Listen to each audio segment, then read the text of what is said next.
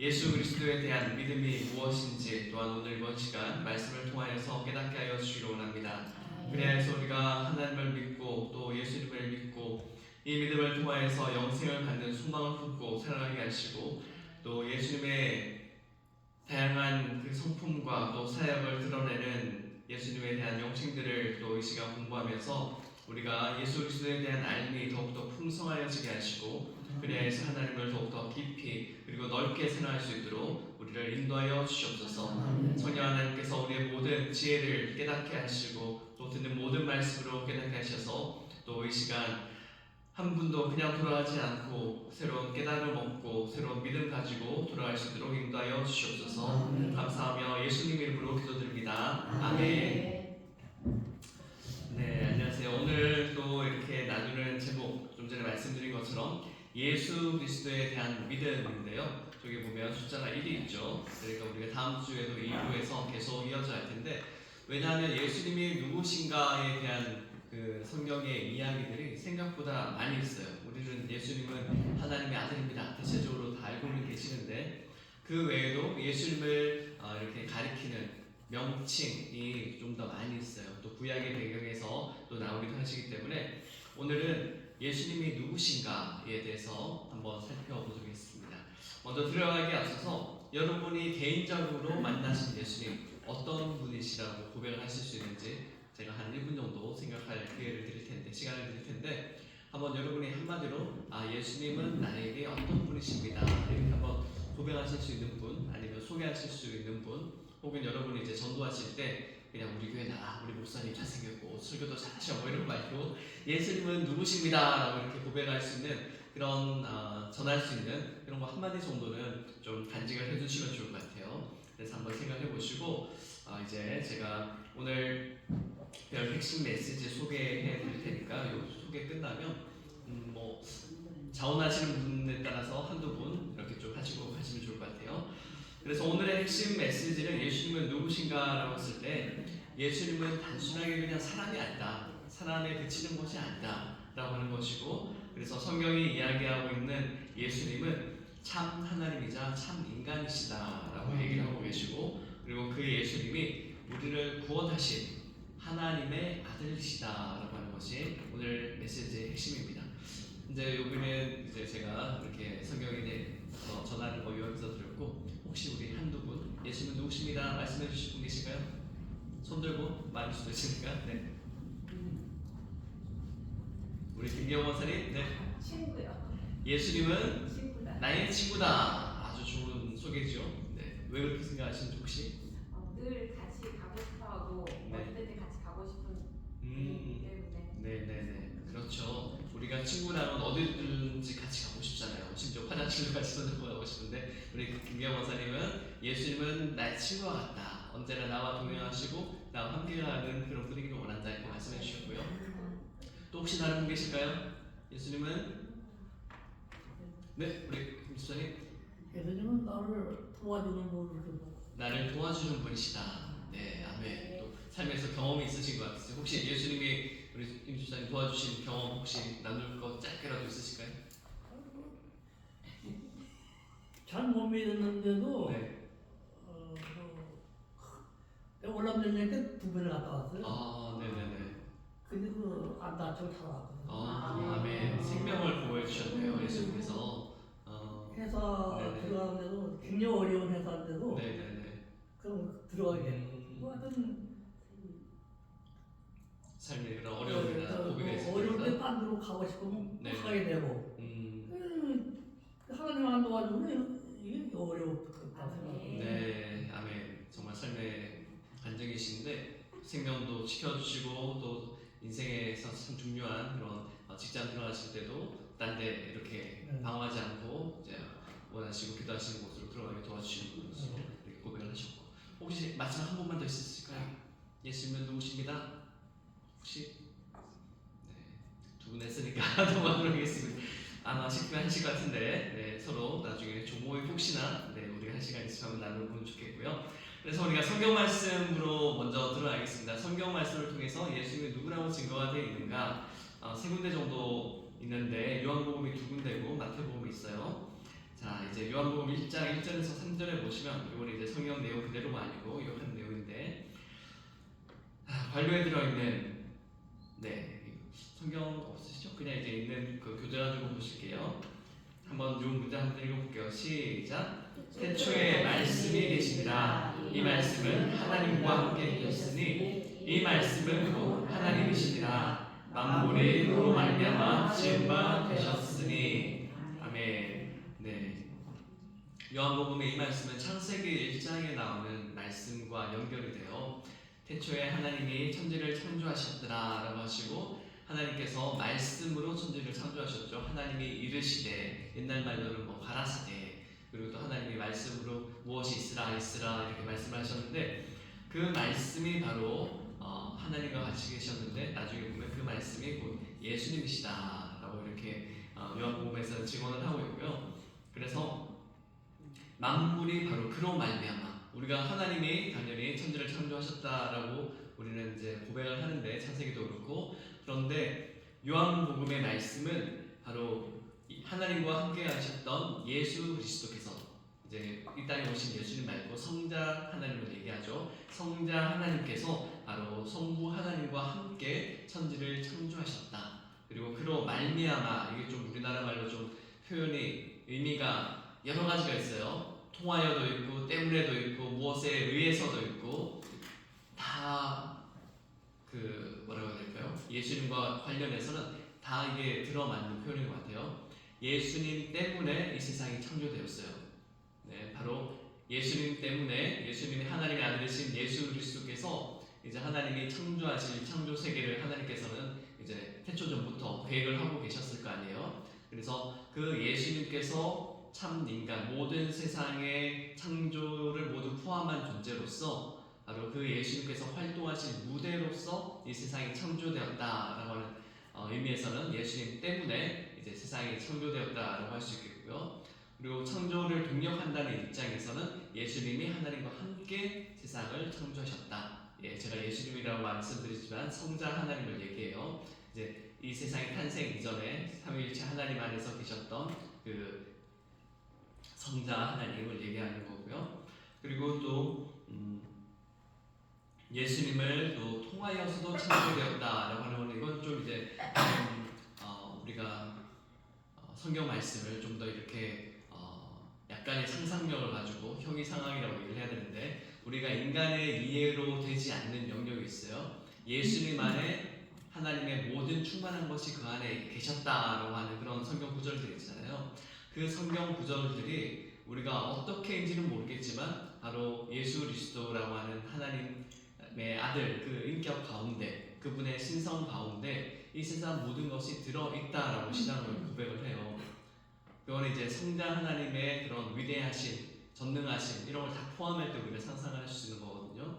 그래서 이게 나중에 이제 예수님을 믿고 온 세상이 어떻게 구원을 받는가라고 하는 이런 신앙의 고백을 통해서도 바로 예수 그리스도 안에서 온 세상이 들어 있었기 때문에 예수님이 십자가에 달려셔서 우리의 죄를 대속하셨을 때 바로 예수님 안에서 모든 세상이 하나님과 화해가 되고 죄의 용서함을 받았다라고 신앙 고백을 하게 돼요. 그래서 이거는 이제 신앙의 고백으로서 우리가 한 사람 개인에게 있을 수 없는 일인데 바로 하나님의 아들이시기 때문에 그것이 가능하게 된다라고 이렇게 고백을 하는 내용이 바로 말씀이 그를 말미암아서 그를 통해서 혹은 만물이 그 안에 들어있다라고 하는 그런 개념으로 또 설명을 할 수 있겠어요. 이거는 또 나중에 또 설교나 아니면 설교할 때 더 깊이 보실 기회가 있으실 것 같고 그 다음에 마태복음 16장 16절 말씀도 한번 두 번째 한번 읽어볼게요. 시작. 시몬 베드로가 대답하여 이르되 주는 그리스도시요 살아계신 하나님의 아들이시니라. 아멘. 예수님께서 어떤 분이신가를 시몬 베드로가 대표적으로 제자들을 대표해서 이렇게 고백을 했는데 주님은 그리스도시다라고 해요. 그리스도는 어떤 뜻인지 대부분 다 알고 계실 텐데 우리가 다음 장에서 살펴볼 테고요. 그리고 또 살아계신 하나님의 아들이다라고 이렇게 고백을 하고 있어요. 이것도 한번 살펴보겠고요. 그리고 요한복음 20장 28절에 부활하신 예수님을 향하여서 도마가 신앙 고백을 하는 거예요. 이것도 한번 읽어볼게요. 도마가 대답하여부터 시작. 도마가 대답하여 이르되 나의 주님이시오 나의 하나님이시니이다. 아멘. 예. 우리가 이전까지는 예수님은 이제 제자들에게 있어서 하나님의 아들로서 사람처럼 이렇게 사람으로서 이렇게 형제로서 이렇게 불러드렸어요. 그래서 명칭이 그래요. 그런데 도마는 부활하신 예수님을 봤더니 주님이다라고 하는 구약에서 하나님을 호칭할 때 하나님의 이름이 너무 거룩해서 부르지 못하고 대신 부르는 이름이 있어요. 그게 주님인데 그렇게 불렀고 또 나의 하나님이라고 고백을 했어요. 이것도 이제 우리가 삼일체론을 또 공부를 이렇게 해봐야 되는데 도마는 요한복음에서 도마를 통해서 바로 예수님께서 부활하신 예수님께서 우리의 주님이 되시고 하나님이 되신다라고 하는 예수 그리스도의 신성을 강조하는 그런 신앙 고백을 담았어요. 네, 이 내용을 이렇게 성경을 보시고 대한 설명은 그 다음 장에 나와서 계속 이어져서 하겠고요. 그래서 이 성경 구절들을 요약하자면 바로 예수님이 단순하게 사람으로 이 땅에 오신 어떤 뭐 선지자나 아니면 도덕적인 교사 아니면 뭐 치료자, 의사 뭐 이런 분이 아니라 하나님과 동등하신 분이시다. 즉 하나님이시다라고 얘기를 하고 있고 그 다음에 우리의 구원의 주체가 되신다라고 하는 그런 고백을 담고 있어요. 그래서 이런 내용들을 이제 표로 정리를 한 것이 성경 속 예수님의 주요 명칭과 의미라고 하는 그 다음 부분인데요. 뒷장 넘어가셔서 2페이지 넘어가셔서 하나씩 살펴볼게요. 이것도 주로 소개인데 예수님이라고 하는 이름 2페이지 제일 위에 보면 명칭이 보면 이제 헬라어로 예수스 이렇게 적어놨는데 이거는 구약에서 예수님의 이름은 혹시 구약에서 예수님과 이름을 뭐라고 할까요? 그 헬라어로 예수님이라고 하는 이름이 히브리어로 무엇일까? 네, 우리 역시 우리 권사님은 또 뭐라고 할까요? 노하우가 굉장히 있으시죠? 바로 그냥 뭐라고 하셨는지 들어보셨어요? 뭐라고 하셨어요?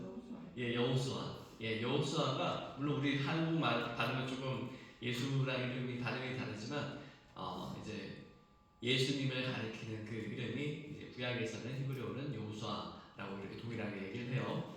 그래서 이 예수님이라고 하는 이름은 이제 마태복음에 보면 이렇게 설명이 되어 있죠. 그 이름을 예수님의 이름은 예수라 하라라고 이렇게 태어나실 때 가르쳐주면서 이는 그가 자기 백성을 그들의 죄에서 구원할 자이십니다라고 예수님의 이름의 뜻을 얘기를 했어요. 그래서 예수님의 이름의 뜻은 죄의 구원자라고 하는 죄인들의 구원자라고 하는 것이 예수님의 이름의 뜻이고요. 그 다음에 그리스도는 또 히브리어로 메시아겠죠. 이렇게 바로 나옵니다. 히브리어로 메시아인데 이 메시아라고 하는 이름 무슨 뜻이죠? 여기 관련에 나오는데 네, 기름을 부음 받은 사람. 네, 무슨 기름을 부음을 받았을까요?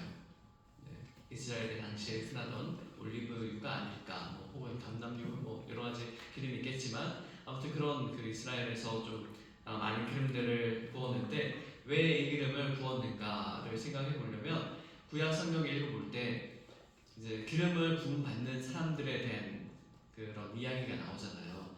예를 들어서 예전에 사울이나 다윗이 왕이 될 때 제사장이 가서 그 선지자가 가서 이제 머리에 기름을 부었잖아요. 그러면서 이제 너는 왕이 될 거야. 하나님께서 너를 쓰실 거야. 이렇게 이제 상징적으로 이야기를 하는 거거든요.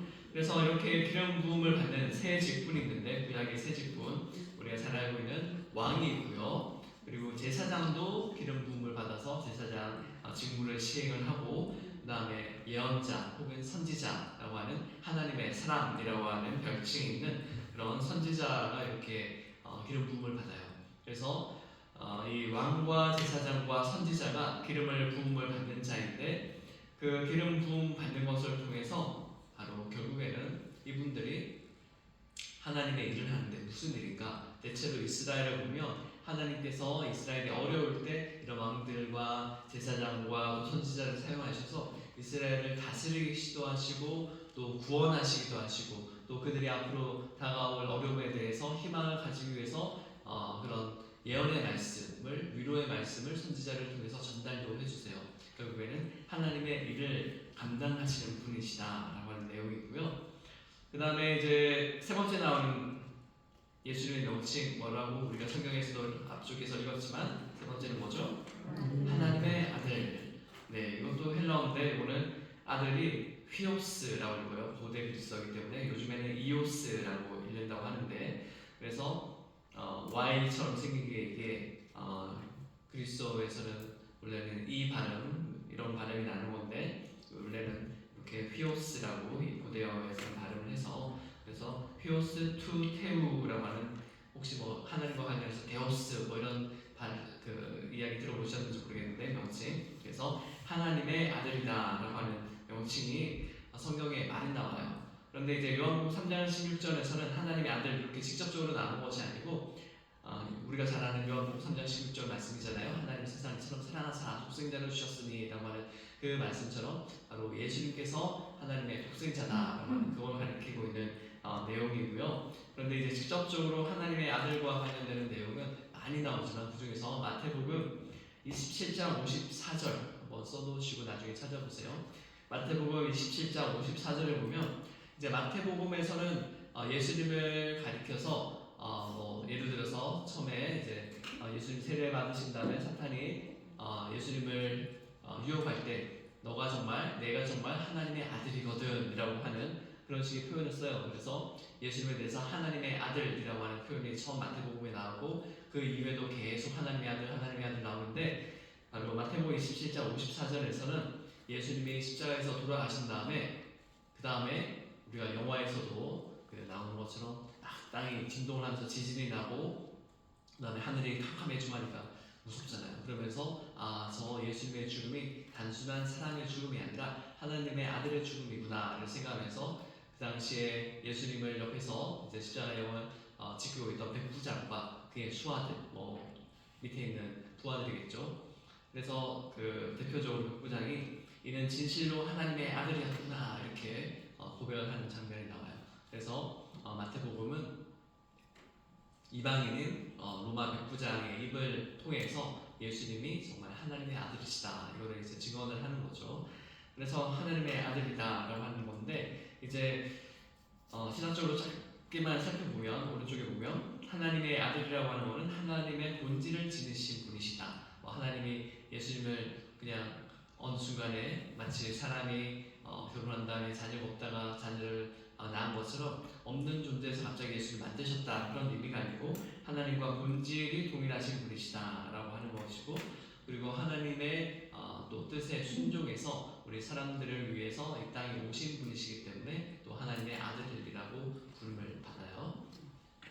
그 다음에 뭐죠? 주라고 나와있죠. 주님. 네, 이 단어도 설교 때마다 목사님들이 자주 설명을 하시는데 큐리오스 이렇게 보여.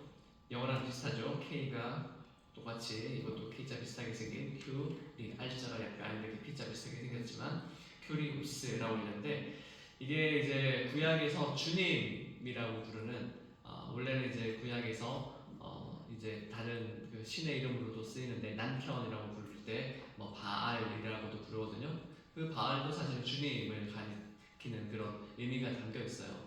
그런데 이제 구약에서 하나님을 가리켜서 주님이라고 고백을 하는데 앞서 말씀드린 것처럼 이제 모세를 통해서 알려주신 거룩한 이름 우리가 오늘날에는 이제 학문적인 연구를 통해서 야훼 내지 야외라고 발음이 되지 않았을까 이렇게 추정을 하는데 사실은 자음만이기 때문에 정확한 발음은 우리는 잘 모르죠. 그런데 이제 이스라엘 사람들이 대체로 그렇게 발음을 하였을 것이다 라고 그렇게 얘기를 하는데 그 하나님의 이름이 너무 거룩하시기 때문에 우리가 십계명에 담겨 있는 명령처럼 이스라엘 백성들을 향해서 하나님의 이름을 낭용되이 일컫지 마라. 그러니까 함부로 하나님의 이름을 막 쓰지 마라, 부르지 마라 그래가지고 너무나도 이렇게 그 당시에 또 신앙이 좋았던 유대인들은 성경을 읽을 때 하나님의 이름이 예를 들어서 야훼라고 하는 이름이 나오는 부분을 그냥 아도나이, 나의 주님이라고 이렇게 고백을 해요.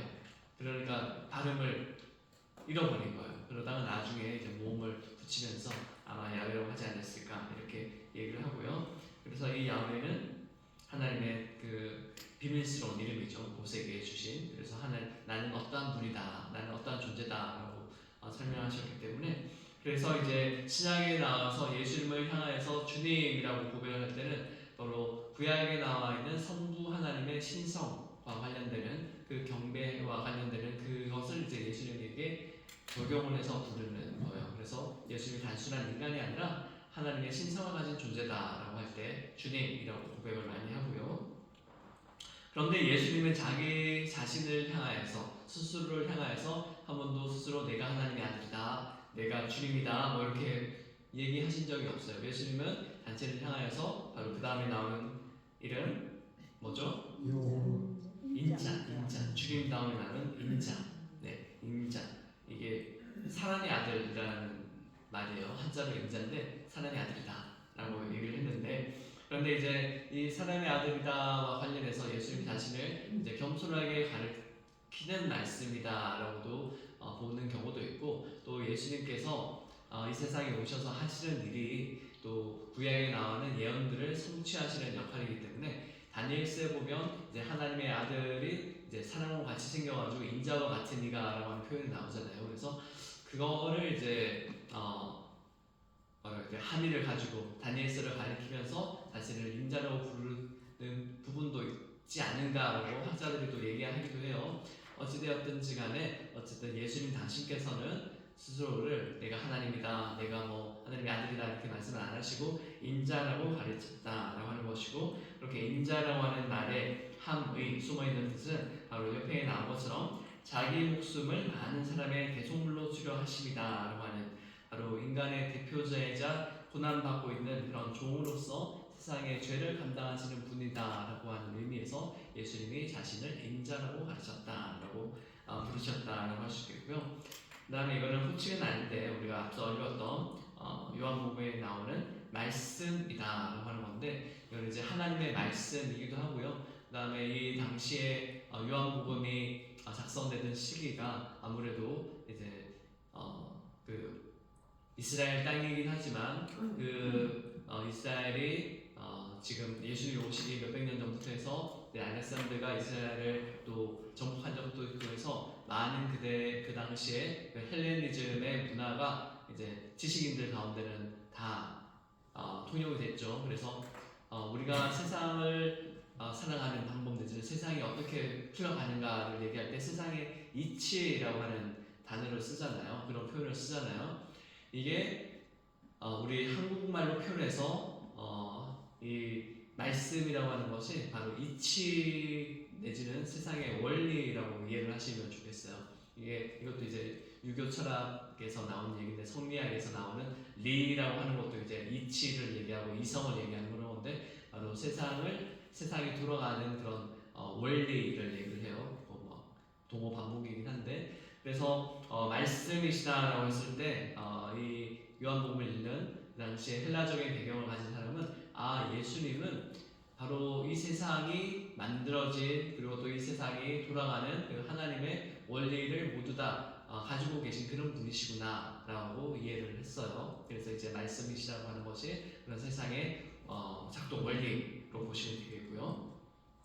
그래서 이렇게 예수님에 대한 이름만 이렇게 몇 가지 우리가 살펴봤는데, 여기에 대한 설명을 이제 3번에서 좀 더 구체적으로 볼게요. 그래서 예수님의 정체성에 대해서 성경적인 이해는 무엇인가 하면, 우리가 앞서 나온 것처럼 이제 예수님은 참 하나님이시다라고 하는 이런 명제를 지지하는 내용들이 태초에 말씀이 계셨다라고 하는 것처럼 창조주 하나님으로서 이제 창조의 주체로서 말씀을 하고 있고, 빌립보서에 나눈 것처럼 그는 하나님과 동등됨을 취할 것으로 여기지 아니하시며 이런 부분이 있는데, 원래는 이제 하나님과 동등된 분이시란 분이죠. 그래서 예수님은 그 본질이 육신을 입고 이 땅에 오셨지만 원래는 이제 하나님과 동일한 그런 본질을 가지고 계시는 분이기 때문에 참 하나님이시다라고 하고 있고, 그 다음에 하나님께서 우리 사람들에게 자기 자신을 알려주신 분이신데, 이제 부분적으로 알려주신 게 아니라 하나님은 어떠한 분이시다. 물론 이제 하나님의 그런 신비라든지 이런 거는 인간이 알 수는 없지만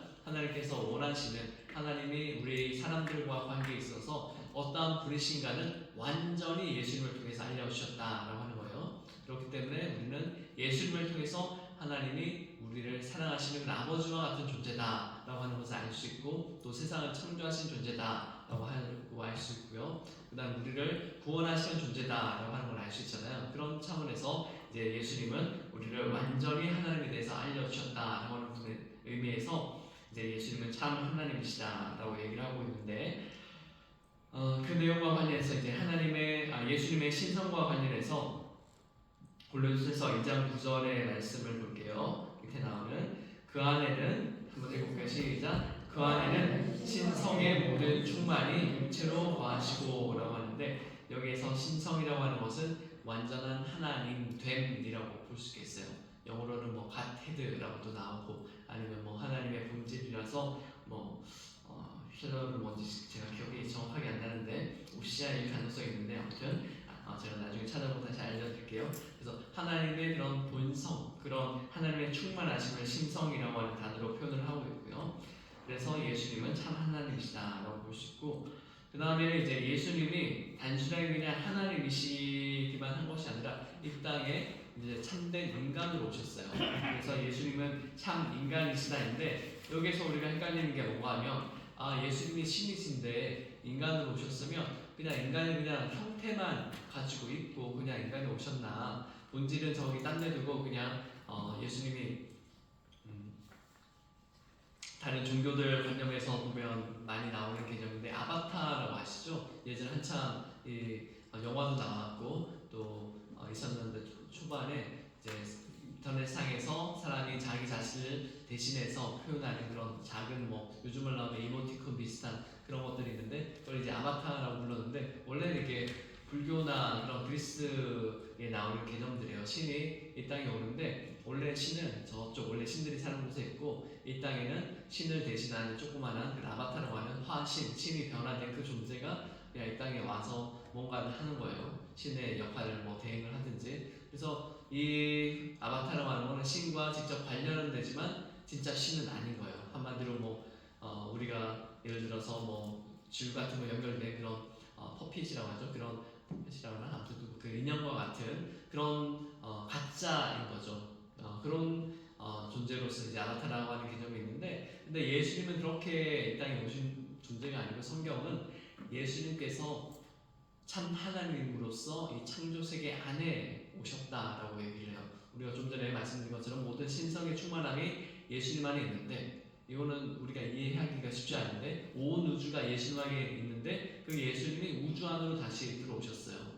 우리가 단순하게 그냥 물리적인 상상만 하면 말이 안 되지만 이제 신성의 충만함이라고 하는 그런 우리가 이해할 수 없는 하나님의 신비라고 하는 차원에서 이제 예수님께서 이 땅에 오셨는데 인간의 형태로 인간의 육신을 입고 우리와 같이 동일하게 되셔서 이 땅에 오셨다라고 하는 그런 말씀이고요. 그래서 말씀이 육신이 되셨다라고 요한복음은 이야기를 해요. 말씀의 육신을 뭐 조금 사용했다도 아니고 이제 완전히 변화되었다라고 얘기를 하고 있고요. 그래서 예수님께서 우리 가운데 참된 사람으로서 우리와 함께 살아가시고 우리 사람들의 그런 배고픔과 슬픔과 눈물과 같은 그런 사람들의 그런 고난이라든지 이런 그 심정을 잘 아시고 한마디로 공감을 100% 하시는 그런 분으로 이 땅에 오셨다라고 하는 것이 예수님의 인성을 말하는, 인성이 설명하는 내용이에요. 그래서 우리가 예수님의 인성을 고백을 하는 것은 단순히 그냥 예수님께서 이 땅에 오셨습니다, 성육신 하셨습니다가 아니라 바로 우리의 구원과 관련되는 그런 점이고요. 그리고 또 오늘 우리 삶을 살아가면서 예수님이 어떤 분이신가에 대한 고백도 했는데 그 고백 역시 예수님이 이 땅에서 우리 사람들을 이해하고 계시고 지금도 역시 성령 하나님을 통해서 우리와 함께 계시면서 우리의 그런 마음을 다 공감하고 계시는 분이시다라고 하는 것이 예수님의 인성이 가지고 있는 의미예요. 그래서 이제 히브리서 4장 15절 말씀 한번 읽어볼게요. 시작. 우리에게 있는 대제사장은 우리의 연약함을 동정하지 못하실 리가 아니요 모든 일에 우리와 똑같이 시험을 받으시리로되 죄는 없으시니라. 아멘. 네, 예수님은 우리와 그런 동일한 삶을 사시면서 동일한 유혹을 받으셨죠. 우리가 예수님의 세례 이후에 예수님이 사탄에게 고난을 받고 또 시험을 받은 그런 사건을 우리가 또 보면서 또 이 땅에서 예수님의 제자들과 함께하는 삶들을 살펴보시면 바로 예수님이 참 인간이시다라고 하는 것을 알 수가 있겠고요. 그 다음에 세 번째는 예수님은 유일한 뭐라고 말씀하고 계시죠? 세 번째, 유일한 중보자시다. 이게 또 어려운 단어지만 한자라서 중간에서 양쪽을 중재해주는 역할을 하는 사람이 중보자예요. 그래서 하나님 한쪽에는 이제 삼위일체 하나님이 있고 그 다음에 다른 한쪽에는 하나님께서 창조하신 인간이 있어요. 그런데 왜 이렇게 양쪽으로 나눠졌나 하면 바로 우리 가운데 죄가 들어와서 그런 거죠. 그게 기독교의 신앙인데 우리 사람이 죄를 저지름으로 말미암아 하나님의 뜻대로 살아가는 것을 거부하다 보니까 하나님으로부터 분리가 되었어요. 하나님은 구약에 보면 여러분이 이제 시내산 사건 기억하실 텐데 모세가 이스라엘 백성을 이끌고 이렇게 가나안 땅으로 들어갈 때 탈출을 하는 그 시기에 하나님이 십계명을 주시려고 하는데 하나님 이 땅에 임재를 하세요. 이제 성육신하신 예수님 이전에 삼위일체 하나님께서 이 땅에 임재를 하셔서 이스라엘 백성에게 뭔가 말씀을 전해주려고 하시는데 그 임재하는 장소는 거룩한 곳이에요. 하나님이 거룩하신 분이기 때문에 거룩하다는 뜻은 죄가 없다 혹은 분리되었다 그런 뜻이잖아요. 그런데 사람이 그 거룩한 하나님께 가까이 가면 우리는 죄가 있는 존재이기 때문에 죽는다라고 얘기를 하나님께서 모세에게 말씀하셨죠. 이야기를. 그래서 시내산 그 아래쪽에 울타리 같은 걸 세워가지고 경계를 세워서 넘지 못하게 이렇게 하나님께서 사람을 배려를 해주셨는데 그런데 그러한 거룩하신 하나님과 거룩하지 않은 죄인의 사람이 이제 만나기 위해서는 가운데 중재자가 필요하다는 거예요. 바로 그 죄를 대속해 주실 분, 죄를 용서해 주실 분, 혹은 우리가 죄가 있더라도 바로 우리가 좀 전에 말씀드린 것처럼 온 창조 세계가 예수님 안에 들어있기 때문에 하나님이 예수님을 보실 때 당연히 하나님의 아들이시니까 또 죄를 짓지 않으신 분이니까 하나님 예수 그리스도께서 예수님 안에 있는 우리를 그냥 의롭다, 죄가 없는 존재로 그냥 봐주시겠다라고 하는 거죠. 이게 바로 중재자, 중보자의 역할이고 그래서 예수님이 그 역할을 하신다라고 하는 뜻에서 예수님은 유일한 중보자시다라고 이야기를 해요. 왜 여기서 유일한이 중요한가 하면 이제 세상에 다른 종교나 사상은 그냥 성경에 근거하지 않고 상상을 해요. 하나님이 그렇게 거룩하신 분이신데 이거를 생각 안 하고 하나님 그냥 위대한 신이고 근데 사람이 뭔가를 열심히 노력하다 보면 하나님이 그걸 보고 불쌍히 여기서 감동을 해서 그래 너를 내 중재자로 삼아줄게 해가지고 종파 하나 만들어가지고 요 사람을 믿으면 너를 구원받아 해서 나온 게 도를 하시니까 그런 종교들이 있고요. 또 저쪽에 신천지라고 하는 가짜 이런 이만희, 가짜 성령 그런 존재들이 있고 뭐 통일교회 그런 뭐 참 하나님 참 어머니라 그러나 그런 가짜 인단들이 있죠. 바로 유일한 예수 그리스도의 이런 중보자 되심을 믿지 않기 때문에 혹은 의식적으로 무시하기 때문에 그런 이단들이 생겨나요. 그래서 여기서 예수님의 이런 명칭 중에서 역할 중에서 중요한 것은 예수님께서 유일한 중보자시다. 왜냐하면 하나님의 아들이시고 하나님과 동등한 분이시기 때문에 우리의 죄를 용서해 주실 수 있는, 대속할 수 있는 그런 능력과 자격을 가지신 분이다라고 하는 거고요. 그래서 이제 거기에 대한 성경적인 근거는 디모데전서 2장 5절 말씀 한번 읽어볼게요. 시작. 하나님은 한 분이시요 또 하나님과 사람 사이의 중보자도 한 분이시니 곧 사람이신 그리스도 예수라. 아멘. 이건 나중에 이제 또 신학적으로 또 말씀을 또 이렇게 표현하는데 참 하나님 참 인간이기 때문에 중보자가 되신다라고 하는 그런 내용이고요. 그래서 이제 역사 속에서 예수님에 대한 이해는 이런 성경에 나오는 내용들을 바탕으로 해서 조금 이제 전도를 하다 보니 다른 선교지의 사람들, 다른 선교지의 문화들을 만나게 되다 보니까 예수님은 어떠한 분이시다에 대해서 설명을 다양한 방식으로 그들이 이해할 수 있는 방식으로 이제 고대에는 그리스 철학이라고 하는 것을 사용해서 예수님을 설명을 해요. 그런데 그러다 보니까 어렵잖아요, 철학은. 그래서 오해하는 사람들이 생겨나고 그리고 우리가 지금 고백하고 있는 그런 신조로 정리가 되지 않았기 때문에 초대 교회에 이제 예수님은 하나님의 아들이다, 구원이시다, 구세주시다, 신성과 이성을 모두 강조하는 이런 것들이 이제 니케아 공회라고 하는 예수님 사후 300년 정도밖에 안 돼서 바로 오해가 생겨나요. 여기서 보시면 니케아 공의회 325년 돼 있고 대표적인 인물이 아타나시우스라고 돼 있고 이분도 이제 일종의 요즘 말로 하면 목사님이죠. 그 다음에 중심 개념은 예수님은 참 하나님이시다라고 하는 니케아 신조라고 하는 니케아에서 예수님은 어떤 분이시다라고 하는 신앙 고백이 있는데 여기에서 이제 이단으로 반박된 내용이 뭔가 하면 이제 아리우스가 대표하는 내용인데 이제 성부 하나님께서 바로 예수님은 어느 순간에 아들이니까 언젠가는 창조를 했다. 그래서 예수님이 이 세상의 창조 이전에는 창조 이전에 어떤 시점에 태어났을 것이다. 그러니까 영원이라고 하는 것도 일종의 시간으로 보시고 이렇게 생각하셨는지 모르겠는데 이제 이 세상의 구원을 위해서 예수님이 갑자기 없다가 생겨났다라고 이렇게 주장하게 돼요. 근데 이게 갑자기 이렇게 생겨난 주장이 아니고 원래 헬라 문화에서 우주라고 하는 이해가 있는데 이제 그리스 철학에 보면 플라톤이라고 하는 사람이 대표적인데 그 사람이 만들어낸 건 아니고 아마 그리스 문화권에서 그렇게 이해를 했을 것 같아요. 그래서 이 세상이라고 하는 것은 우리가 눈에 보이는 세상이잖아요. 근데 우리가 꿈도 꾸고 그다음 또 기도도 뭐 옛날 사람들도 어쨌든 하나님한테는 아니지만 어쨌든 기도도 했을 텐데 어쨌든 종교적인 경험을 하다 보니까 이 물질적인 세상 말고 뭔가 정신적인 세계가 더 뛰어나고 뭔가 더 순수한 게 있을 것이다 라고 생각을 하다 보니까 그래서 이 사람들이 상상을 해낸 게 뭔가 하면 이 물질이라고 하는 것은 더럽혀지기도 하고 병에 걸려서 죽기도 하고 그 다음에 뭐 여러 가지 상처도 있고 하니까 이것을 완전하지가 못한 거예요. 그래서 병에도 안 걸리고 죽지도 않고 완전한 그런 죄에 대한 유혹도 없는 어떠한 세상이 있을 것인데 그게 정신적인 세상이고 그것을 가리켜서 이제 이데아라고 얘기를 해요. 이데아. 그게 아이디어라고 하는 영어를 이제 거기에서 가져왔는데 그 정신적인 세계 혹은 영의 세계라고 하는 이데아가 있고 그 가운데 이데아의 참신이 있겠죠. 거기에 해당되는 신을 이제 창조주 하나님으로 이제 기독교가 이렇게 설명하면서 아마 대입을 시켰을 수 있겠어요. 그래서 아무튼 그런 헬라 철학의 관점에서는 그 이데아의 신이 성부 하나님이에요. 그런데 이데아의 신이 이제 자신을 너무 고귀하니까 이 세상을 창조하기 위해서 왜 창조했는지는 제가 잘 모르겠지만 아무튼 그리스 철학에 따르면 이 세상의 물질 세상을 만드는 그런 그 신을 하나 만들어요.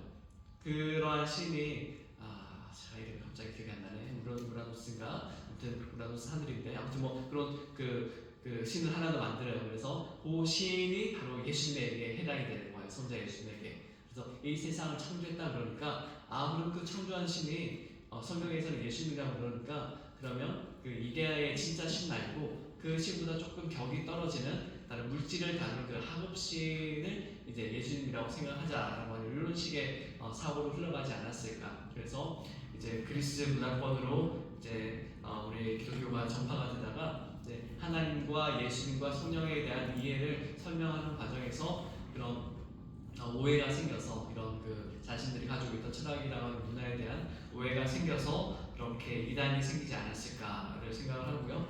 그래서 이제 성자가 완전한 신성을 가지고 있지 않다라고 아리우스는 그렇게 주장을 했고요. 이 당시는 사실은 상당수의 많은 사람들이 이렇게 생각을 했어요. 그래서 초대교회 시대 이후에 그 니케아 공의회라고 하는 부분은 교부라고 하는 시기인데 교회들이 이제 계속 전도가 되는 시기죠. 이때는 이렇게 이런 이단도 있고 또 그 이전에는 또 예수님은 그냥 참된 인간이기만 했어. 선지자나 그런 뭐 예언자와 같은 존재였는데 정신적으로 사람들이 예수님이 돌아가신 다음에 이렇게 받들어서 그런 신처럼 됐다 이렇게 주장하는 이단도 있었어요. 그래서 그런 거는 이제 에비온주의다라고 하는 에비온이 종이라는 뜻인데 그런 내용도 있고요. 그 다음에 예수님은 지금 좀 전에 말씀하신 것처럼 예수님이 세례 받을 때 그 성령이 임해가지고 원래는 사람으로 태어났는데 세례를 받으면서 이제 하나님의 아들로 양자로 입양이 되었다. 왜냐면 성경에 또 입양이라고 하는 양자로 하는 표현도 나오니까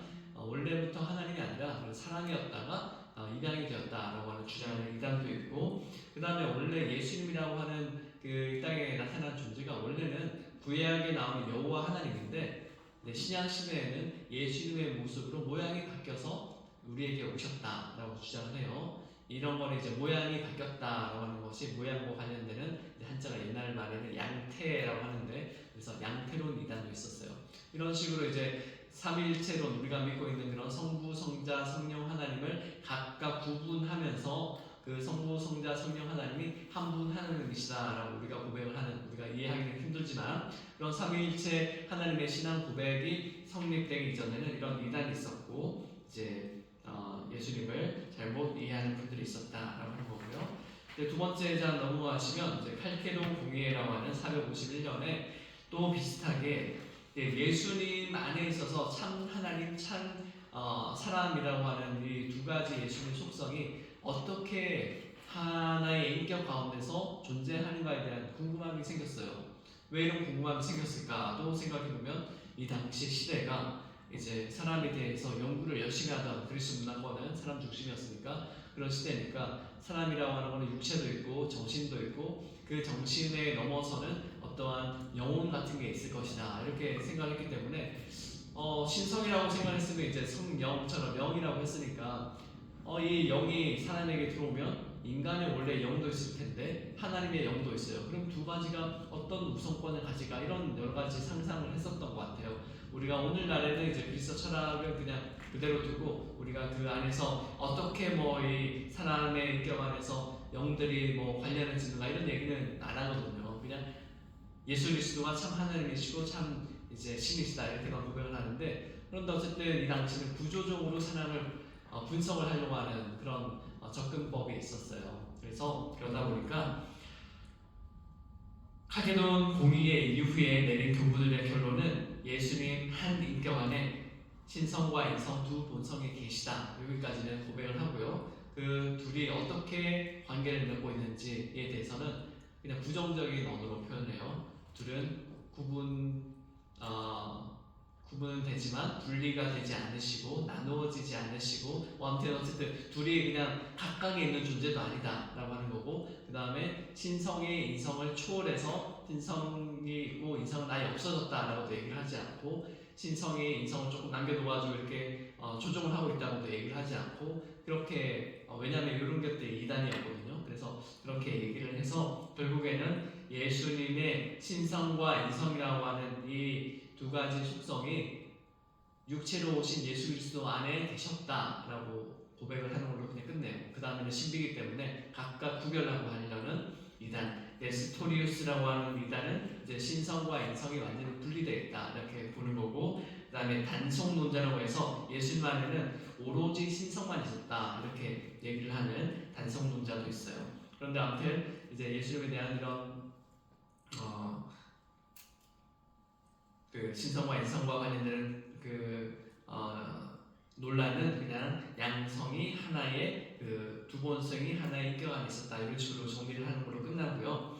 그 다음에는 이제 종교개혁 이후에는 이제 그리스 문화권에 대한 영향력이 이제 점점 떨어지니까 이런 논란보다는 이제 인간이 구원을 받을 때 바로 오직 예수 그리스도를 통해서 구원을 받는다라고 하는 이제 루터와 칼빈주의가 생겨나면서 종교개혁 이후에 바로 예수 그리스도와 구원의 일치성, 유일한 중보자 되심에 대한 게 좀 더 강조가 되었죠. 왜냐하면 이제 로마 가톨릭 고대에 이제 종교개혁 이전의 로마 가톨릭에 있어서는 성인이라든지 마리아라든지 혹은 천사라든지 해서 물론 직접 구원의 중보자는 아니지만 돕는 그런 역할을 강조를 했어요. 그것도 생각해 보시기 결국은 이게 다 문화의 문제인데 그 당시에는 이제 황제 내지는 왕들의 그런 권위를 높이려다 보니까 하나님에 대해서도 이렇게 생각하는 거예요. 우리 인간은 너무 낮고 미천한 존재이기 때문에 백성과 같은 그런 존재죠. 그래서 왕에게 나아갈 때는 왕의 옆에 있는 사람이 대신 말을 전해줘야 돼요. 우리가 직접 말을 못하니까. 그런데 예수님도 참 하나님이시니까 예수님께도 직접 말을 하기가 힘들어요. 그래서 예수님과 제일 친한 사람이 누구냐? 예수님의 엄마가 아니겠느냐. 그래서 마리아에게 기도를 하면 마리아가 그 기도를 듣고 예수님께 대신 전해주고 그런 식으로 이제 가톨릭 안에서 일단은 이건 또 일종의 미신처럼 생겨난 거죠. 그리고 또 이제 수호천사라든지 성인도 또 동일하게 참된 사람이니까 예수님의 신성만 너무 강조를 해서 그래요. 로마 가톨릭 시대에. 그래서 이제 다른 그 중보자격에 대한 해당되는 존재들이 많이 생겨났죠. 그런데 어느 순간 이제 민간 신앙으로 넘어가서는 그게 우상이 되고 남미 같은 경우에 지금도 성인들 막 이렇게 축제 같은 거 많이 벌이면서 예수님이나 하나님보다는 오히려 그런 거를 더 많이 생기거든요. 그래서 이제 여기까지 한번 살펴봤고요. 현대 신학은 이런 거 복잡한 거 이런 걸 다 결국에는 형이상학이다. 네, 예전의 시대적인 소산이고 결국에는 하나님이 인간을 위해서 어떻게 역할을 하셨는가 거기에 대해서 관심을 많이 가지기 시작했어요. 그래서 이제 예수 그리스도 안에서 바로 하나님께서 십자가 사건을 얘기하는데 하나님께서 십자가에 달리신 예수 그리스도 안에서 십자가에 함께 달리심으로 말미암아서 성부 하나님도 인간의 고통을 아신다라고 이렇게 오늘날에는 주장하는데 이것도 배경은 원래는 고대에는 신이라고 하는 존재는 이것도 그리스 철학인데 너무 순수하기 때문에 고통도 있었으면 안 되고 갈등도 하면 안 돼요.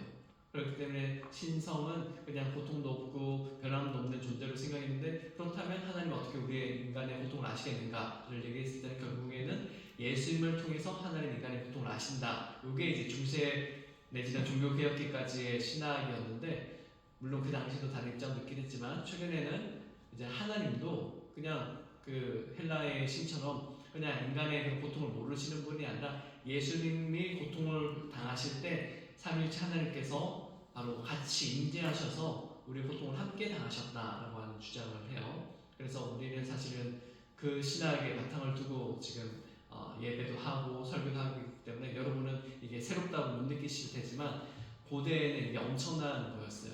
이걸 가리켜서 성부 순환설이라고 하는데 성부가 어떻게 이런 순환, 고통을 당할 수 있겠는가라고 하는 거기에 대한 교리가 일종의 깨진 거죠. 이제 오늘날에 와서는 그래서 바로 십자가와 하나님의 사랑을 강조하는 신앙으로 바뀌었고 바로 그래서 그 예수님이 바로 예수님의 십자가 사건에 대한 재해석을 통해서 오늘날 이런 성부순환설 대신에 하나님이 함께 계시다고 하는 하나님에 대한 새로운 지식을 우리에게 알려줬어요. 우리가 좀 시간이 많이 가서 오늘 이렇게 마무리를 할 텐데요. 그래서 오늘 우리가 살펴볼 것은 특별히 예수님은 믿음의 대상이 아니라 믿음의 대상은 맞죠. 그러니까 우리가 믿는 대상이긴 한데 근데 이제 단순하게 그냥 우리와 떨어진 저기 멀리 계신 대상 이런 차원이 아니라 예수님과의 관계 안에서 우리는 살아 계시는 인격적인 주님으로서 우리가 예수님을 만나봐야 된다라고 하는 것이고요. 그래서 결국에는 오늘날 예수님은 나에게 누구이신가 이 질문을 계속 해야 돼요. 그래야지 성경에서 혹은 기존 교리의 전통 가운데서 우리가 이해되지 않고 좀 너무 낯설게 느껴지는 것들이 무슨 의미를 가지고 있는가를 다시 해석을 할 수 있고 다시 우리에게 하나님 깨달음을 주시기 때문에 이 질문을 하면서 우리가 신앙생활을 계속 해야 된다라고 하는 것이고 그 다음에 예수 그리스도라고 하는 우리가 앞서 살펴봤던 그런 예수 그리스도에 대한 다양한 이름들 명칭들 안에서 바로 하나님의 사랑과 구원에 직접 경험할 수 있는 이런 것을 우리가 좀 발견할 수 있다라고 하는 것이고요. 그 다음에 예수님의 신성과 인성을 믿는다라고 하는 것은 그냥 교리적으로 예수님은 신성도 있고 인성도 있으셔가 아니고 우리의 구원을 위해서 우리의 삶의 방향을 바꾸기 위해서 바로 예수님이 신성을 가지고 계시기 때문에 우리가 예수 그리스도 안에서 하나님께 죄의 용서함을 받을 수 있는 거고 또한 예수님이 인성을 가지고 계시기 때문에 하나님이 우리의 모든 고통과 아픔을 이해하시기 때문에 또 용서해 주신 것이고 또 우리를 구원으로 인도하시고 요거를 이제 두 가지를 단순하게 교리가 아니라 우리의 신앙과 관련해서 이렇게 끌어서 이해를 해야지 교리가 좀 이해가 될 것입니다. 다음 주에 계속 이어서 예수님은 누구신가 한번 살펴보겠고요. 이제 기도하고 마무리하도록 하겠습니다. 사랑과 하나님 감사드립니다. 오늘 또 예수님은 누구신가 예수님의 명칭을 가지고 성경 말씀들과 또한 짧지만 또 교회 사이의 흐름을 통해서 우리가 살펴봤는데 단순하게 예수님은 누구시다라고 하는 것에 그치지 않고 그 예수님의 명칭을 통해서 우리가 예수님을 더 깊이 알고 하나님을 더 깊이 알아갈 수 있도록 인도하여 주시옵소서. 그래서 우리가 받은 은혜가 얼마나 크고 얼마나 감사한지 날마다 그렇게 우리에게 주신 감사와 은혜를 세워보면서 기쁘고 행복한 삶 살아갈 수 있도록 이스라엘에 있는 모든 분들 그리고 또한 온라인으로 수업을 듣는 모든 분들 위해 계속 하나님께서 함께 하시기를 원하며 또한 하나님께 영광 올려드리며 이 모든 말씀 예수 그리스도의 이름으로 기도드립니다. 아멘. 감사합니다.